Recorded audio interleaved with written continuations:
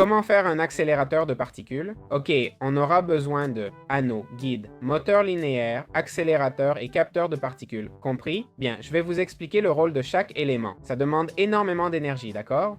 Au centre, on va d'abord mettre une base, ok? Une base circulaire. Je vais le faire petit pour que vous puissiez bien voir.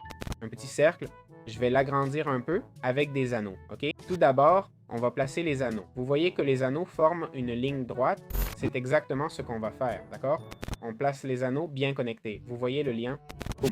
Voyons, on les reconnecte bien. Parfait. Encore une fois. Et voilà, c'est... Ah non, pas encore. Maintenant, on a les anneaux connectés, ok? Ensuite, on mettrait des moteurs, d'accord? Ces moteurs ont besoin d'énergie. Vous voyez qu'ils sont là, connectés. Ça va accélérer les particules qui passent, ok? Puis on a l'accélérateur, l'objet principal. On le place au-dessus, connecté, et c'est tout. Par exemple, celui-ci. On en met un droit, l'accélérateur dessus, et les objets ici. On met l'objet. C'est un capteur, en fait. Au milieu du couloir, dans la connexion, il donne un signal redstone. C'est pour expérimenter, tout ça.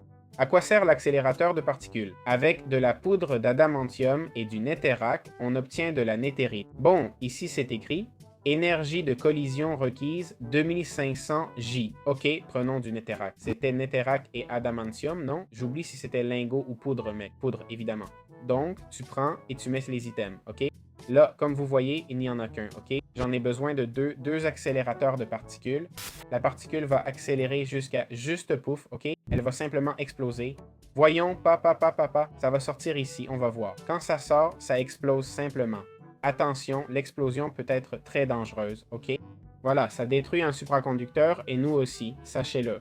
On va mettre deux accélérateurs de particules, un de netherrack et un de poudre, là. Les deux particules vont courir l'une après l'autre. En gros, ils doivent entrer en collision, d'accord? Évidemment, pour qu'ils collisionnent, là, ils l'ont fait, ok? Vous avez vu la collision? Je ne sais pas si ça a marché. Ça dit puissance de collision.